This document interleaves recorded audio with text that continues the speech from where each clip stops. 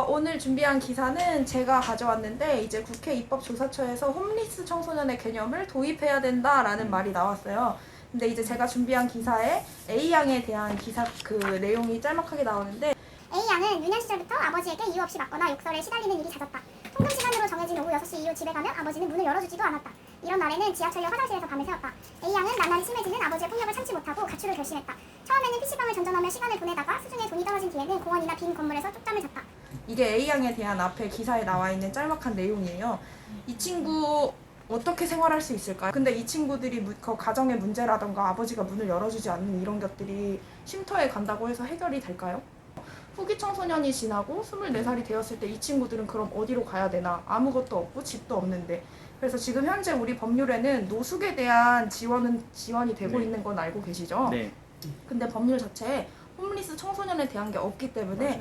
그래서 홈리스 청소년의 개념을 도입하고 집으로 가정으로 갈 수 없는 친구들은 지원을 함으로써 거주지를 마련해줘야 된다라는 내용이 입법조사처에서 지금에서야 나왔어요. 아이들이 쉼터 오기 꺼려하는 이유 중에 하나는 부모님의 허락이 있어야 된다라는 맞아요. 조건이 붙는 네. 곳이 있잖아요. 그래서 왜 이게 해결이 안 되고 가정에 문제가 있어서 나온 아이들한테 또 다른 시련을 겪게 하는 걸까에도 되게 많이 고민도 많이 했었고, 그래서 우리는 어떻게 바뀌어야 되나라는 고민을 했을 때 사실은 이런 부분들은 굉장히 좋은 것 같다라는 생각이 뭐 이제서야라지만 이제라도 생긴 그쵸. 거는 좀 좋다라고 생각하는데, 또 하나는 여기 보니까 일단 주거 지원이라고 이야기가 나오는데 지금까지 우리나라에서 했던 지원들을 봤을 때 또 주거만 주고 땡치는 거 아닐까.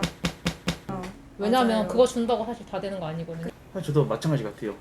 이런 제도들이나 이런 것들이 이제서야라도 나오니까 정말 다행인데, 그냥 여기 보니까 여기 거의 주거권을 아이들한테 줘야 되고, 그다음에 아이들의 자립을 좀 약간 막 강조를 많이 하는 것 같은데, 사실 자립이 저희는 알잖아요, 쉽지 않잖아요, 정말. 지금 그리고 저희가 지금 여기 쉼터에 오는 친구들도 자립을 저희가 많이 도와주고 있는 편인데, 사실 이 자립이 그냥 주는 것보다는 뭔가 이 자립하기까지 그 과정들을 좀 많이 강화시켜야 될 것 같아요. 이게 사실은 뭐 미국이라던가 영국 같은 경우에는 조금 더 이전에 시작을 했어요. 그래서 주거 지원하고 있는 친구들이 많고 그 2주 가출 시점으로 이제 2주 일시보호를 하고 바로 자립에 대한 훈련이라던가 주거 지원을 마련한다라고 하더라고요. 그런 거를 조금 그래도 이제 가져오고 도입해야 된다고 말을 했을 때 사실 처음에는 어려운 부분들이 많겠지만 우리나라에서도 이제 거주지 지원뿐만 아니라 자립 관련된 훈련들 혹은 자립과 관련된 필요 요소들이 네. 충분히 같이 올라오지 않을까라는 기대를 조금 하고 있어요.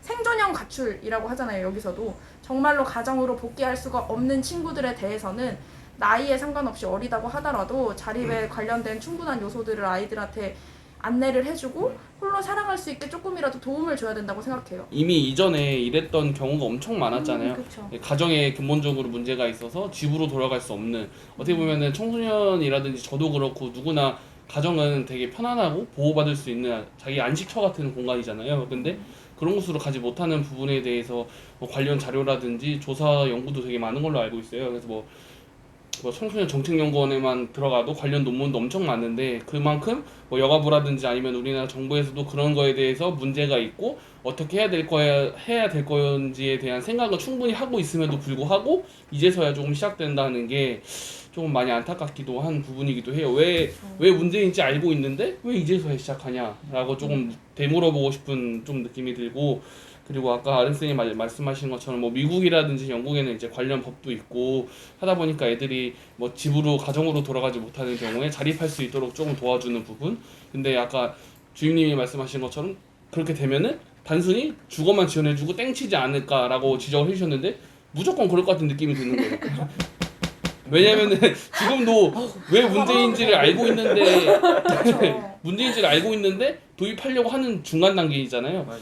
그러다 보니까 그렇게 하다 보면은 오로지 약간 그런 사태가 좀 발생하지 않을까라는 생각이 좀 많이 들어서, 뭐 이런 부분에 대해서 어려움을 느끼고 있는 걸 인지하시고 뭐 나아가려고 노력하시는 건 알겠지만, 이왕 시작하게 된다면은 조금 더 구체적으로 조금 더 자세히 했으면 좋지 않을까라는 좀 생각이 좀 많이 들어서. 그 미국과 영국의 사례를 그쵸, 이제 저희. 저희가 영상을 봤을 때 지원을 해주고, 끊임없이 가서 그 아이들이 네. 잘 살고 있는지 매일 가진 않지만 뭐 일주일에 한 번 아니면 뭐 한 달에 몇 번 정해서 그 아이들 만나서 잘 살고 있는지 부족한 건 없는지 그래서 어떤 교육이 더 필요한 건지를 같이 공유하는데 그거를 이런 사설 기관들만 하는 게 아니라 분명히 구청시청과 함께 네. 연계해서 다 관리를 이루어져 하더라고요. 있어요. 네, 그죠. 거기서 막 이렇게 뭐 이렇게 해 저렇게 돈 얼마 썼으니까 뭐 이거 갖고 와 이게 아니라 그 친구가 잘 살고 있는지 그래서 어디까지 준비가 됐고 네. 어떻게 일자리까지 구해 가는지 그 부분을 다 보더라고요. 그리고 저는 그 영상도 그렇고 이제 잘하고 있는 거 혹은 도입해야 된다고 이제 공부하시는 분들의 얘기를 들어보면 항상 하시는 말씀이